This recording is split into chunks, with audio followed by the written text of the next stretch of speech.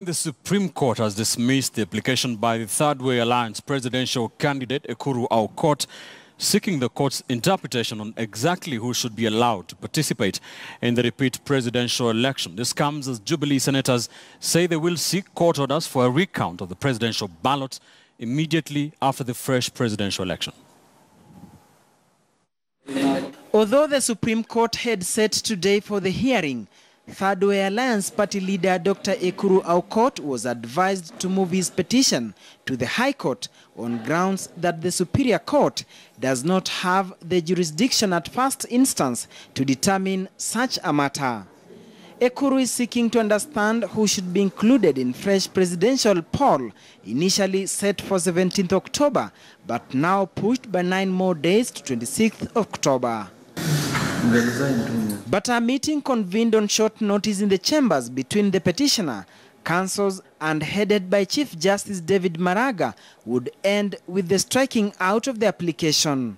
A change of mind, the CJ has called us in his chambers and given new orders or directions, telling us that because of jurisdiction issues, we go back to the High Court for interpretation of Article 138 and 140 as to what it means if an election is declared null and void and you're ordered to do fresh elections, whether all the other candidates can participate. So we are going to file an election petition, a constitutional petition tomorrow in the High Court, seeking that interpretation. Article 143 is about the fact that election must be held afresh, where the issue is not about a runoff between number 1 and number 2. A seemingly frustrated Ekuru Aukot now claims the Supreme Court could be on the verge of creating unnecessary confusion, even as he questioned the rationale behind this latest development. We are only seeking a clarification. What did you mean by repeat under 143? Because if we allow Chebukati to go on with the gazettement as it is, the Supreme Court did not order a repeat of election under Article 138, 4 or 5. So that's basically what we are asking. And we still believe that this is the right court that could have said to Chebukati, no, 143 means everybody that was there on the ballot on the 8th of August. As Aukot protested in Nairobi, 100 kilometers away in Naivasha, Jubilee members of parliament in the Senate have resolved to move to court and demand a recount of votes in the nullified presidential election once fresh election is held, arguing that Kenyans have a right to information.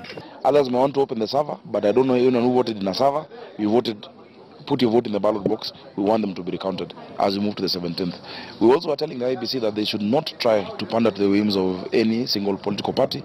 The Jubilee team insists that what was delivered by the majority bench of the Supreme Court was an injustice. Looking at the defense, the dissenting opinion, the issues were very well canvassed.